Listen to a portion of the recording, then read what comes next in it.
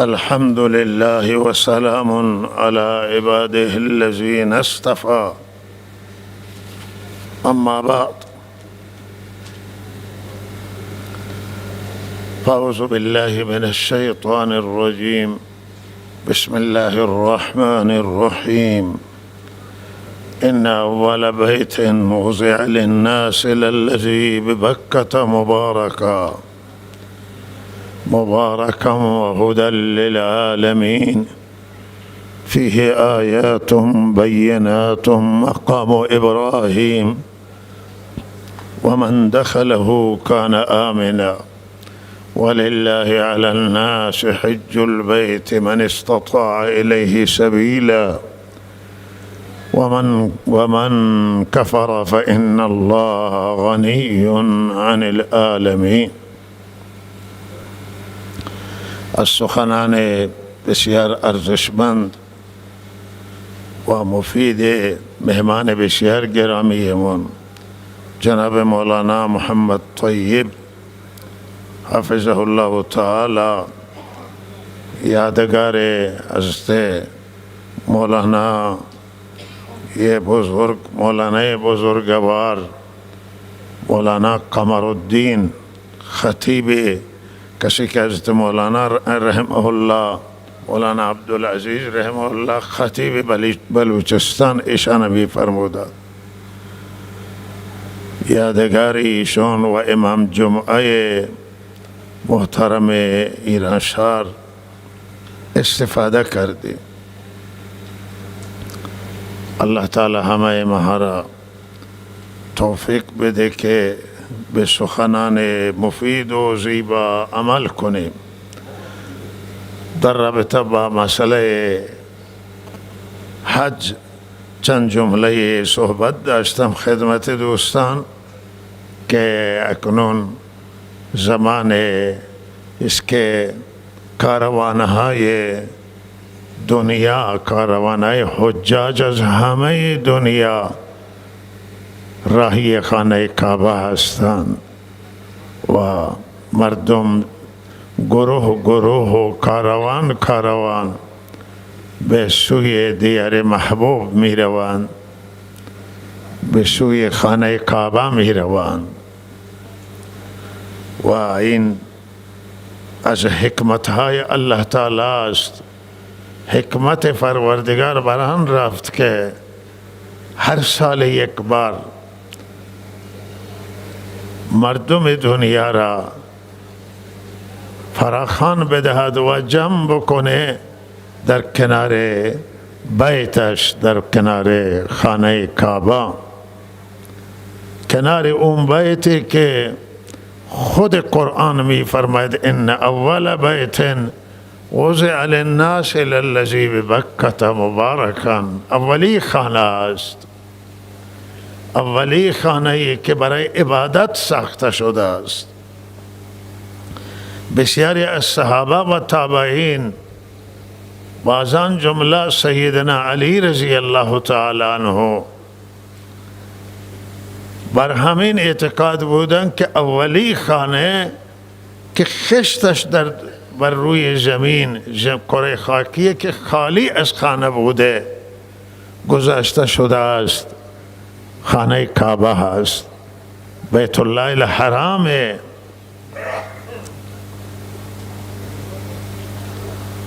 بیت الله الحرام اولی خانه است که ساخته شد و حضرت آدم او را ساختن.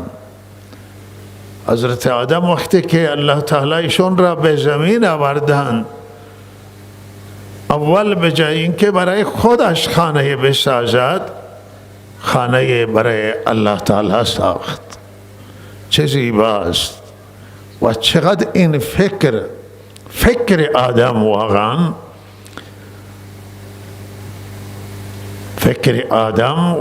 فکر بزرگی بوده. افکار حضرت آدم خلاصه تمام افکار فرزندان حضرت آدم در حضرت آدم بوده. همه این محاسن و خوبی ها نوع از حضرت آدم و اینها را آدمی زاد و انسان ها به ارث بردند. و آدم فکرش را ببین که به جای اینکه خانه برای خود بسازد، اولی خانه را برای الله می سازه، خانه خدا را می سازه و بعد در فکر خانه خود می شود. توجه داشته باشید که مساجد خانه خدا هستند. ساختن مساجد، کسی که دل به ساختن مسجد می دهد، به مسجد هزینه می کنه، در فکر ساختن مسجد نه برای نام بسازید، باطل هست اگر کسی مسجد برای نام و شهرت بسازه یا مسجد برای نان بسازد، کسی جا نانی دریافت کنه. مسجد برای الله است و ان المساجد لله فلا تدعوا مع الله احدا. و وقتی برای خدا ساخته میشه بسیار ارزش داره. از ارزشمندن کسانی که این مسجد را نظافت میکنند، این مسجد را عطر میزنند، تمیز میکنند برای نمازگزاران، زیبا میسازند برای آن که نمازگزار اینجا با آرامش نماز بخونه. حضرت آدم این کار اول کردن، بعد برای خود در فکر خانه خود شدن. و لحاظا اولی خانه که ساخته شده برای عبادت خانه کعبه است. ولی بسیار دیگر نظرشون از صحابه و تابعینانه که اول بیت، یعنی از تمام مساجد و عبادت خانه ها بر روی زمین اولی خانه کعبه است. قبل از خانه کعبه هیچ جای برای عبادت ساخته نشده بود بر روی زمین. و لحاظا این اولی عبادتگاه یا اولی خانه بر روی کره خاکی است و بسیار مشرفه، بسیار مکرمه. آدم علیه السلام اینا ساخت و این عبادتگاه را و بعداً زمان طوفان نوح که معروف است که خانه کعبه ویران شد، طوفان او را زد. به هر حال حضرت ابراهیم علیه السلام فرزندان آدم، در میان فرزندان آدم حضرت ابراهیم خلیل الله، کسی که پرچم بردار توحید و بر کل کره خاکی، ما نمیگیم بر سرزمین عراق، بر سرزمین حجاز، بر سرزمین شام پرچم توحید را بلند کرد، بلکه بر تمام کره خاکی پرچم توحید الله تعالی و وحدانیت پروردگار را ابراهیم بلند کرد. و همه انبیاء علیهم السلام پرچم برداران توحید بودند، پرچم برداران دین بودند، پرچم برداران خیر بودند، برای بشریت و انسانیت خیر آوردند. و این خانه کعبه چقدر زیبایه که چه انسانهای این ساختن، چه انسانهای والا مقامه که به روی زمین رفتن. ظاهراً عزیزان من مثل سایر انسانها یکسان بودند، اما در باطن و معنا یک شخصیتی که یک ملت. الله تعالی می فرمای ابراهیم ان ابراهیم کان امتا قانتا لله. ابراهیم یک امت فرمان بردار و تابعدار برای الله تعالی بود. و انسانهای همه بر یک پوستن همه بر یک رنگ و یک قدن، اما در میان انسان ها چه تفاوتی وجود داره؟ بستگی به او اعتقاد داره، بستگی به ایمان داره، بستگی به عمل کرد داره، بستگی به للهیت و اخلاص داره، بستگی به اخلاق داره. او انسانهای ساخته شده، او انسانهایی که به وارستگی رسیدن، او انسانهایی که به الله رسیدن، او انسانهایی که توسعه حاصل کردن. ابراهیم علیه السلام از این انسان است. حضرت اسماعیل شیرخوار را و حضرت هاجر زن جوانش را از شام برمی‌داره و به دستور الله تعالی کنار این خانه کعبه میگذاره و میرود به راه خود. اینا را برای الله میگذارد.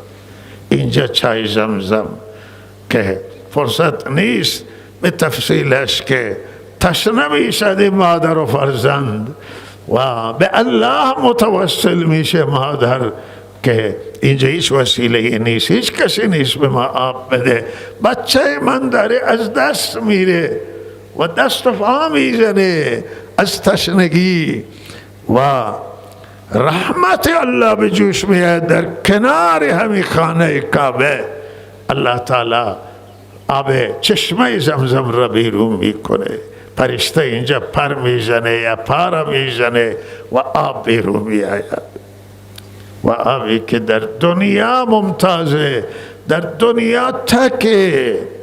آزمایشات نشان داده که مثل این آب در این کره خاکی آب دیگری وجود نداره.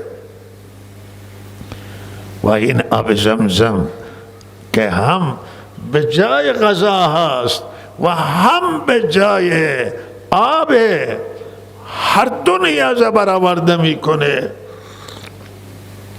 الله تعالی در اختیار این مادر و فرزند و پسر اسماعیل میگذارد. چه انسانهایی بودن، انسانهای والا مقام.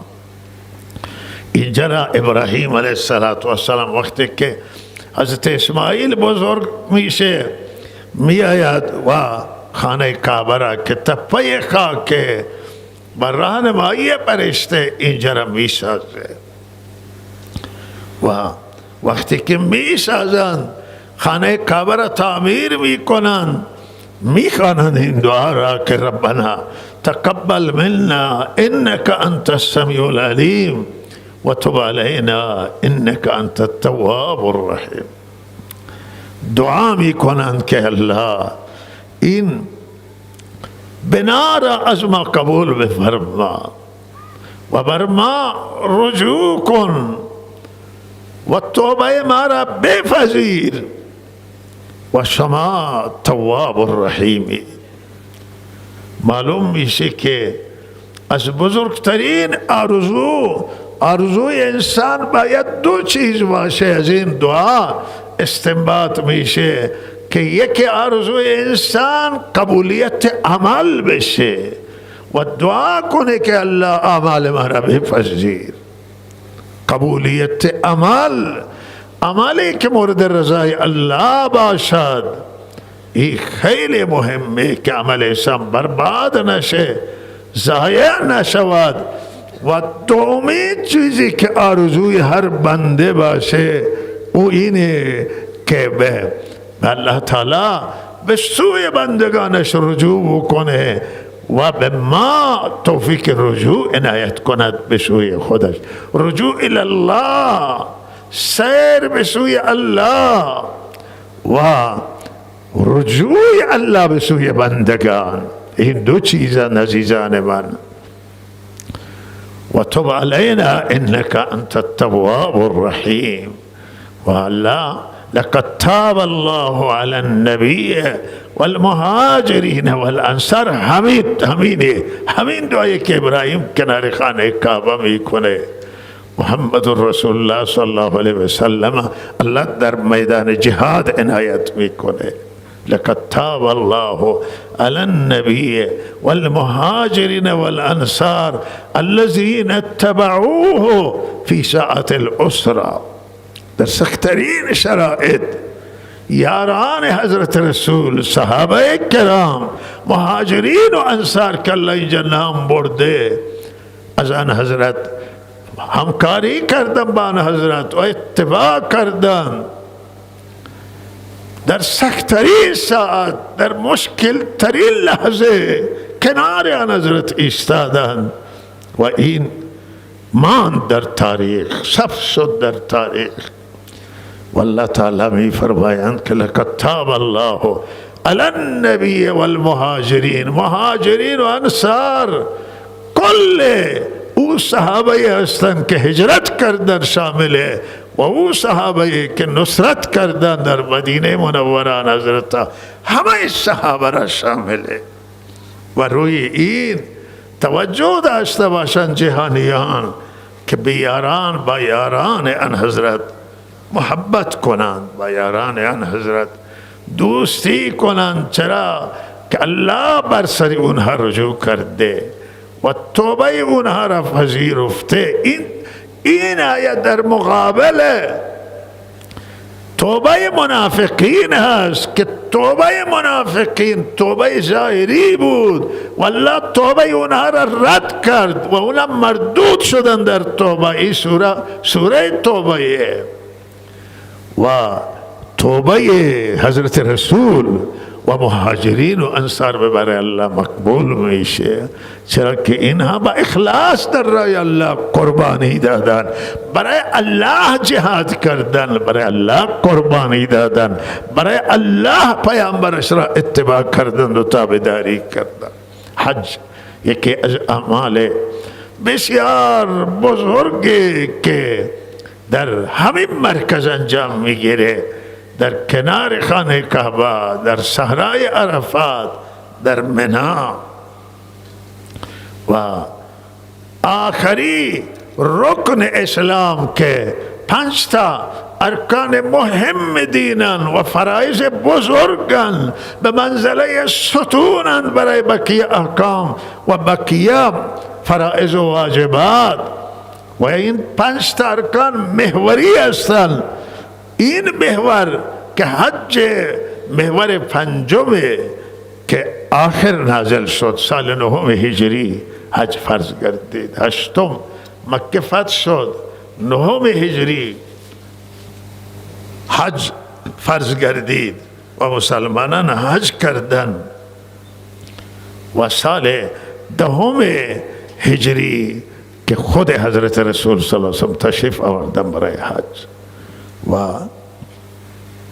اینی که از احکام بزرگ و از ارکان مهم و عبادت عظیمی است، مرکب این عبادت از مالی و جانی، هم مال مصرف میشه تو این راه و هم جان مصرف میشه، هم جان به زحمت میفته، هزینه جانی داره و هزینه مالی داره. و مبارک برای کسانی که عازم حجند و امسال نوبه حجشونه، جمیع کسانی که از همه کره خاکی عازم حجند، واقعا مبارک. الله تعالی از همه قبول بفرماید و مقبول بدارد.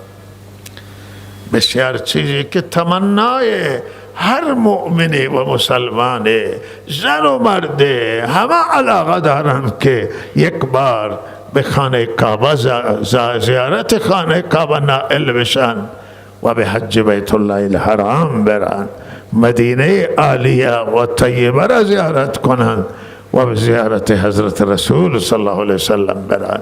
این آرزوی هر مسلمان، هر مؤمن و موفقیت این. و حج چنان عمل بزرگی است که وقتی که حاجی حج انجام میده، حدیث آمده است که من حج فلم یرفث ولم یفسق رجع کیوم ولدته امه. کتابای صحاح بخاری و غیر روایت کردن که هر کسی حج بیت الله الحرام انجام بده و دنبال حرفهای شهوانی نرود و حرفهای زشت به زبان هم نیاره، و گناه هم انجام نده، خلاف او احرامی که انجام داده است مرتکب نشود، رعایت کنه، زبانش را کنترل کنه، فکرش را کنترل کنه، گناه انجام ندهد، بر میگردد مثل روزی که تازه از مادر متولد شده است. حاجی که در صحرای عرفات توبه می کند و بر میگرده از صحرای عرفات، مثل کسی که تازه از مادر به دنیا آمده است.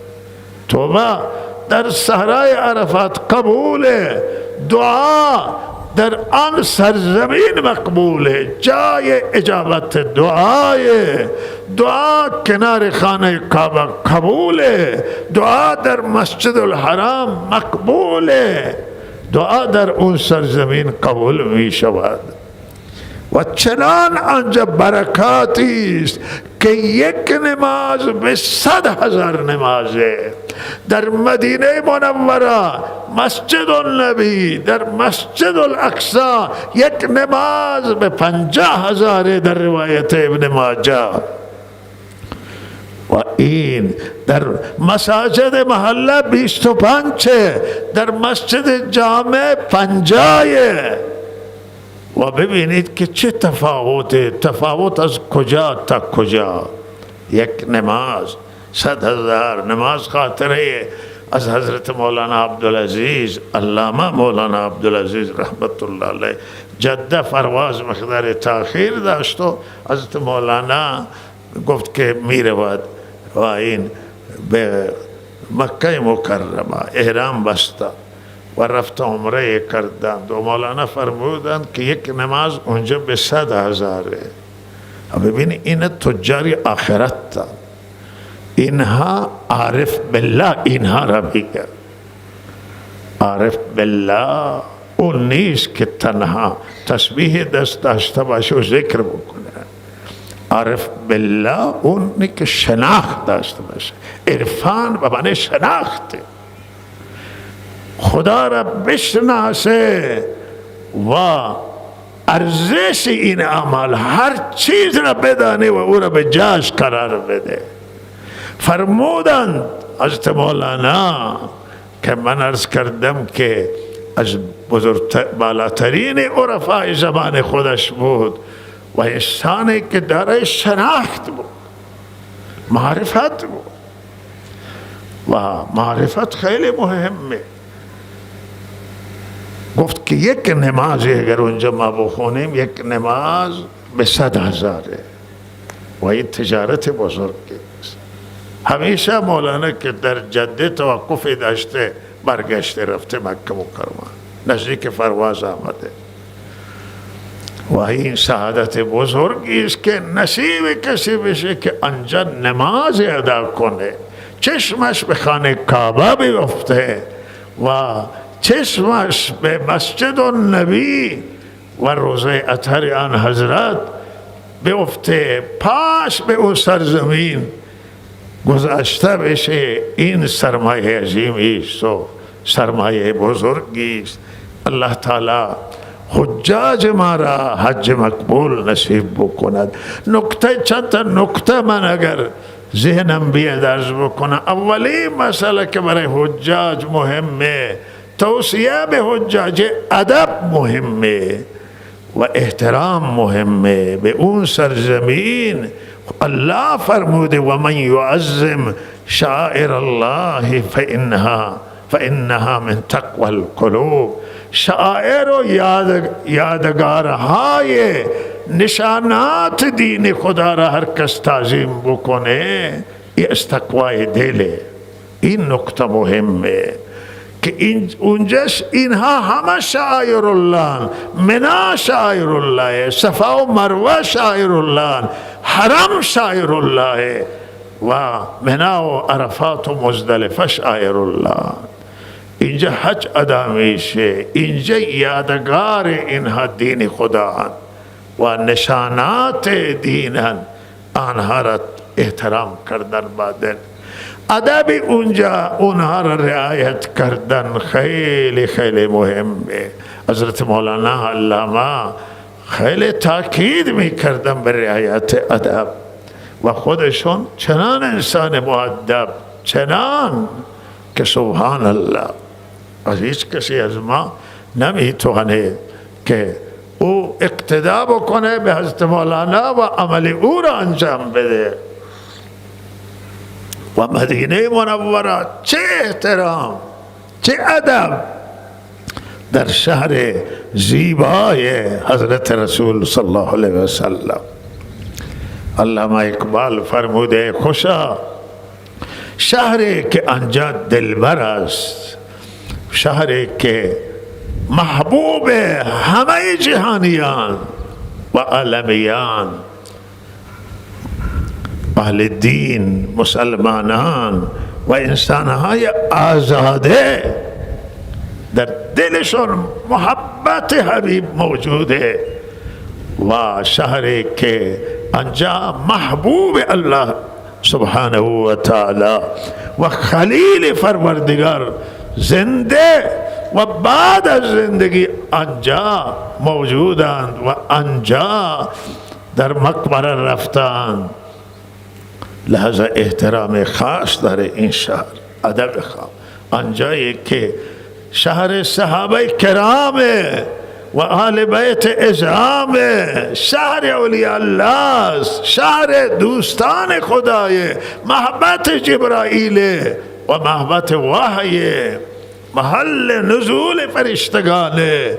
این سرزمین سرزمین ارزشه، این ارض و زمین ارض مقدس است و آنجا ادب، آنجا احترام و آنجا غافل نباشیم، آنجا توجه الله بشه و رجوع به سوی الله تعالی بشه، در فکر اعمال، در فکر آخرت، در فکر هدایت خود و جهانیان باشیم. و نکته دیگر اینه که این سرزمین برای همه منفعت و منافع انسانها به وجود آمده است. خانه کعبه متعلق به همه بشریت و انسانیت، قرآن مال همه هست، رسول الله صلی الله علیه وسلم مال همه است. الله برای همه انسانها این خیر بزرگ را نازل کرده و قرار داده است. حالا اگر کسی استفاده نمی کنه او محروم میشه، ولی اینجا دربار مال همه، این دربار مال مسلمانان نیست تنها، این دربار مال همه جهانیانه، سفره مال همه. و این اول بیت آیه تلاوت کردم وضع للناس، الله تعالی می فرماید هدی للعالمین، هدی للناس، ای برای همه عالمیان محل بهره برداری هدایت و برای همه مردم دنیا هدایت هست. و لحاظ از این سرزمین حد اکثر استفاده بشه، به جای اینکه توی بازارها دور بزنی. حالا که ماشاءالله این پول خودش از ارزش افتاده، پول در دست شما نیست، فکر کنه این توصیه بنده معنای زیاد داشته نباشه امسال که بگن که بازارها نرید. حالا بعضی هسته که بازار خرید نمی کنن، ولی کسی را گفته که شما قیمت میگیرید در دکان، گفت که میخوان، گفته که قیمت میخوان معلوم بکن، نرخ میخوان معلوم بکن. اگر حاجی بجای اینکه نرخ بره معلوم کنه، توانایی خرید که ندارن، عموما همین طوره، مگر افراد خاصه. بهتر است که به خرید آخرت و به خرید جنت و به خرید رضامندی الله تعالی فکرمند باشه و برای همین فکر کنه و برای همین تلاش بکنه. و این قسمت اول بود و بروز چون به همین مناسبت و فرصت من بیشتر در همین قسمت دادم و توصیه دیگری حجاج هم بکنم که اینه که از مردم حلالی بخواهند و کسی دین داره دینش را ادا کنه، اگر نتوانستم وصیت کنن، طرف هم بگه ما وصیت کردیم مردیم، این دین شما را باید این ادا بکنن، چه داره بگه که از اینها باید دین شما داد، حلالی بطلبه و به این سفر مبارک تشریف ببره. به هر حال بعضی از عزیزان انتظارات از ما دارند و انتظاراتشون را من نمیگم که بیجاست،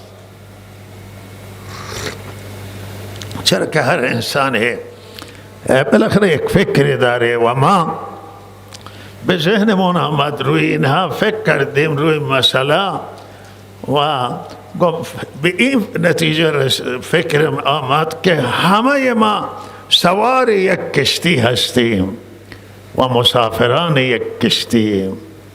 مردم ایران، ملت ایران، همه و همه سوار یک کشتی هستند و ما میگیم که یک کشتی بزرگتری وجود داره که دارای طبقات متعدده و او همه انسانیت و همه بشر سواری یک کشتی نوح. کشتی نوح طبقات داشت و بالاخره تمام این ملت ها در واقع در همین یک کشتی سوار و مردم ایران هم بگیم که ما همه سوار یک کشتی هستیم. در این کشتی عزیزان من اقشار مختلف در این کشتی سواره. بالاخره در این کشتی آدمان ضعیف هست و آدمان قوی هست و مسئولان هم در همین کشتی سواره، ملت هم در همین کشتی سواره، تمام طبقات و همه قومیت ها و همه مذاهب و همه زبان ها و همه ادیان، اونی که اعتقاد به دین داره، اونی که نداره، اونی که مسلمانی غیر مسلمانه، همه ما سوار همین یک کشتی هستیم. و عزیزان من اقشار و ملت متکثری که در این کشتی قرار داره، ملت ایران دارای قومیت های متعدد، دارای مذاهب، دارای ادیان، مسلمان و غیر مسلمان، همه طبقات، همه طیف ها، همه تفکرات در همین یک کشتی سواره. و اینها که بعضی عزیزان میگن که به حرف مثلا حرف گفتن نشه یا حرف ملایم باشه، درسته حرفا باید ملایم باشه، ولی یک نکته را باید فکر کنید که وقتی توی یک کشتی درد موجوده و همه این طیفا که اینجا سوارند دارن فریاد میزنند از درد.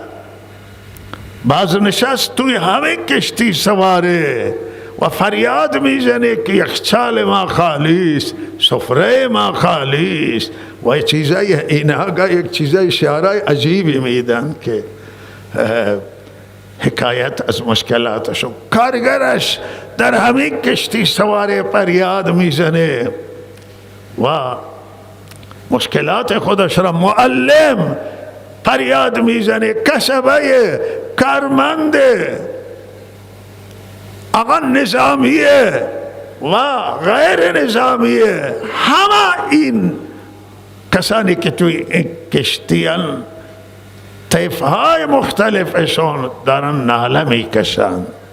ناله علامت درد، علامت مریضی است، علامتی که توی این بدن اینها درد وجود داره و وقتی این درد اگر بندم ناله میکنم، ناله بنده حکایت از ناله اینهاست، برای اینهایه، برای خودم نیست. الحمدلله مشکل ندارم که ناله بکنم، مشکل فردی، مشکل شخصی، ولی این ملت، ناله ملت، انسان را به ناله در می آورد. گاهی شوخی در منزل، گاهی کسالت عارض میشه و من گاهی میگن که من اجازه بدید که من بنالم و ناله این درد انسان تخفیف میده. حالا یکی در ناله میگه یا الله الله، یکی میگه بابا. آقا بهترین ناله همونه که نام الله ذکر بشه، ولی خود ناله درد انسان تخفیف میده. این ناله عزیزان ما بدانند که این ناله این درد این مردم، تا این مردم ایران این درد دارن. این ناله سکوت نمیتونه پیدا بکنه.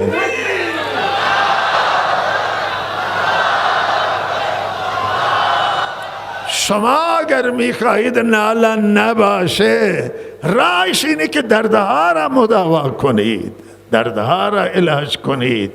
ملتی که دارای ثروت کلانه و همه امکانات داشته باشه و بره به توی گرسنه بشه، پولش از ارزش بیفته، تجارتش کاسد باشه. امروز تجارت کساد رفتن، به کساد رفتن و تجارت با مشکل مواجهه و همه چیزش با چالش روبرویه، با مشکلات روبروی ملت. این ناله مردمه که به مسئولان، گوش مسئولان برسه. مسئولان که ما میگیم بشنوید درد مردم، بشنوید حرف مردم، همین یعنی ناله مردم گوش کنید.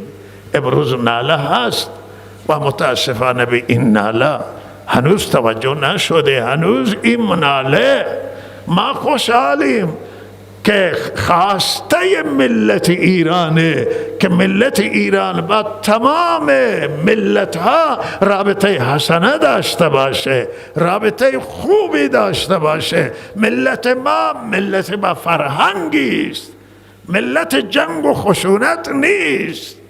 البته در مقابل کسانی که جنگ بکنند، ما وظیفه من است که دفاعی داشته باشیم. ملتی هستی که بخوایم با دنیا رابطه حسنه داشته باشیم، رابطه نیک داشته باشیم. الان ما خوشحالیم که قدم‌های برداشته شده، ولی هنوز مسیر طولانیه و این خواسته ملته، خواسته مردم، خواسته همه ما است که رابطه با دنیا حسنه باشه، ما تعامل داشته باشیم، ما مدارا داشته باشیم با جهانیان، ما پولهای بلوکه شده خودمون را برگردانیم. و گذشته انتقاد ما بران بوده که چرا این همه مدت طول بکشه. مدیران کشور این همه مدت گذاشتن که کشور به اینجا چرا بیاد برسه، به این نقطه بیاد برسد. شما 10 سال جلوتر چرا این کارا نکردید؟ حالا که کردید کار خوبیست، نمیگه بده، میگه 10 سال جلوتر این کار شما میتوانستی مدیریت کنید، 5 سال جلوتر، چند سال جلوتر شما اگر این انجام میدادید مشکلات به اینجا نمیرسید. الان ما خوشحالیم که سلاح پیشرفته برای دفاع رونمایی می شود. ما از این، ولی ما خوشحالتریم که به جای سلاح شکم این مردم سیر بشه. این مردمی که توی خیابانها روزانه فریاد میزنند و پریشانند و نمیدانند آنهایی که بالا نشستند که توی روستاها چه میگذرد، توی حاشیه شهرها چه میگذرد و توی تهران که مرکز کشور ما هست خیلی سخت زندگی بر مستاجر چه میگذره، بر کرانشین چه میگذره، خیلی سخت زندگی بر اینها. ما میگیم که این اقشارن، اقوامند که در این کشتیان، یک کشور نمیتوانه که برای اینها صحیح تصمیم گیری کنه. یک کشر یک کشور وسیعی را مانند ایران نمیتونه صحیح و درست اداره بکنه. و حرف ما تجربه، الان شما تجربه کردید که کشور را ما یک دست کردیم، ما هم با شما همراه شدیم به امید خیر، کشور آوردیم یک دست کردیم و حالا جواب نداده. مجلس یک دسته، دولت یک دسته، همه ارگانها یک دستن و حالا جواب نداده. ما میگیم که شما این مسائل حرفا میزنیم و ناله میکنیم که درد باقیه. تا این درد شما علاج نکنید صدای ملت خاموش نمیشه.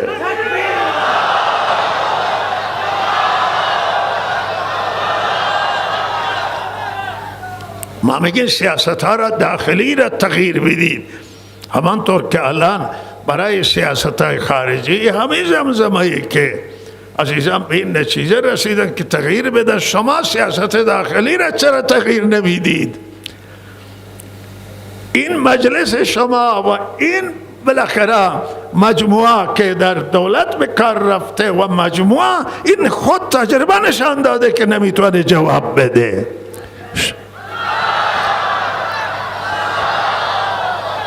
ما خیرخواه شماییم، ما مینالیم چون مردم مینالن، مردم سکوت کنن، درد موجوده.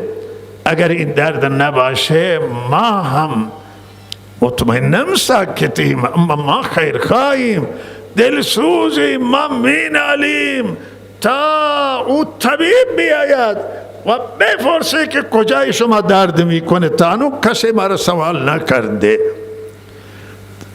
و بیاید که کجا درد داره. بالاترین دردهای ما دردهای ملی هستن، نه منطقه‌ای. منطقه درد داره، دل ما درد میکنه وقتی ما میبینیم که مردم ایران، مردم عزیز ایران با این سرمایه‌ای که دارن کوله بری میکنن، چه بارهای سنگینی بر پشتشون میگذارن، برای نان و سوخت بری میکنن، دست به چه کارهای میزنن که نانی در بیاورن، دنبال نانی و توی دریا میبرن سوخت، توی خشکی کوله بری، مواد مخدر میفروشن. این مواد مخدر که ما اعتراضی داریم بر اعدام، شما بشینید با ما که دلایل ما را بشنوید که از اوایل انقلاب تا حالا پایده بوده اعدام پایده داشته، جلو گرفتید شما مواد مخدر را بکشید، ولی شما جلوگیری نشده، فایده نداشته و بعد ایجاد کار نشده، ایجاد شغل نشده. ما مینالیم که اینها را میبینیم که چرا توی زندان به خاطر 500,000 تومان، به خاطر 1,000,000 و 2,000,000 بره توی زندان برای مواد مخدر و بره اعدام بشه. و این درد موجوده. شما دردهای ما را علاج نکردید عزیزان من، شما از دردهای ما سوال نکردید که شما چه دردی دارید. این شهدان که به هر حال اینجا به شهادت رسیدن، هنوز هیچ رسیدگی نشده، البته پرونده تشکیل شده، دارن یک بالاخره قاضی ها به صورت مستقل در دادگاه نظامی کار میکنن، ولی هنوز این به جای نرسیده و بالاخره ما انتظارمون هست. البته ما امیدواری که به جای میرسه و ما شنیدیم که دستورات از مقامات بالا داده شده و امیدوارین رسیدگی بشه، ولی انتظار رسیدگی عاجل ما داشته، انتظار رسیدگی فوری و هنوز خون خشک نشده بود که اینجا شما اونا را قصاص میگرفتی.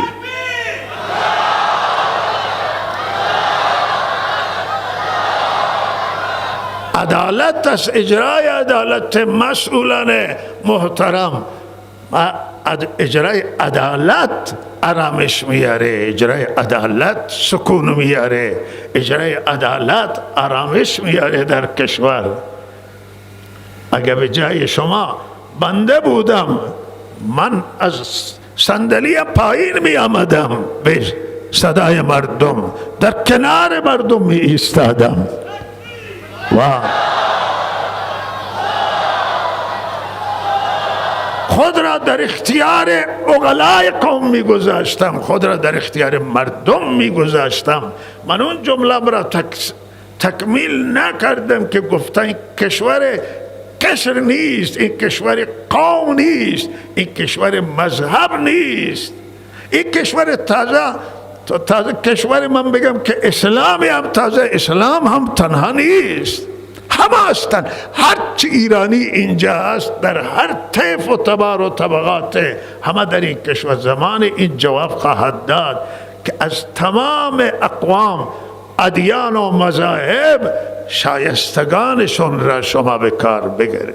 من به مسئولان بعد همین حرف بنده ناله بنده که ببینی فکر مذهب جواب نخواهد داد. شما اگر جای اهل سنت فکر اهل سنی را داشته باشند و بگن این کشور اهل سنته، این کشور شیعه، نه، فکر مذهبی جواب نخواهد داد. فکر انسانی را داشته باشیم، فکر بالاتر از مذهب داشته باشیم، فکر حضرت رسول را داشته باشید، فکر و خلفاء راشدین و حضرت علی را و اون چیزی که در نزد الله دیدی که الله داره و خانه کعبه را میگه برای همه مردمه، برای همه جهانیانه. شما همه جهانیان فکر کنید، به همه مردم ایران فکر کنید، از شایستگان بیارید، بگذارید همه مال یک تفکر.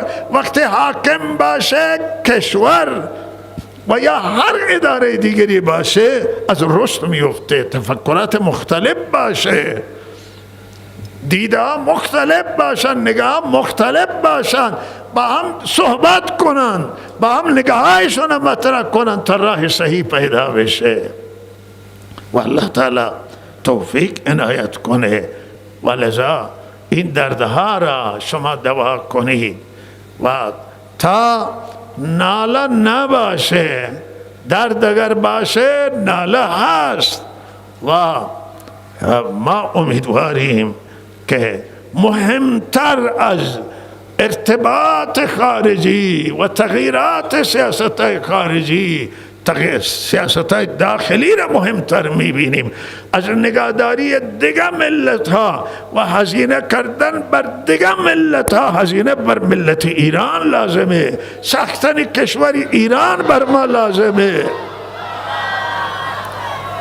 ما باید ایران بسازیم، مردم ایران بسازن، شما بسازید، همه همدست باشیم بسازیم کشور خودمون بسازیم. این بالاترین سیاسته و بزرگترین حکمته که ملت ایران سیر باشه، ملت ایران راضی باشه و خوشنود باشه و شما در کنار ملت ایران باشید. من قبول ندارم این سیاست تا که ما در کنار ملت های دیگه باشیم و ملت های خودمون را به توجه نکنیم. و این رسالت شما اینجا هست که اول باید ایران و ایرانی و در کنار اینها و بعد شما هر کار خیری که دست شما ساخته بشه جای دیگه بسازید و برای الله و صاحب سیاست درست. الله تعالی توفیق کمال عنایت کند. وقت زیاد رفت. و صلی الله علی سیدنا محمد و آله و صحبه اجمعین.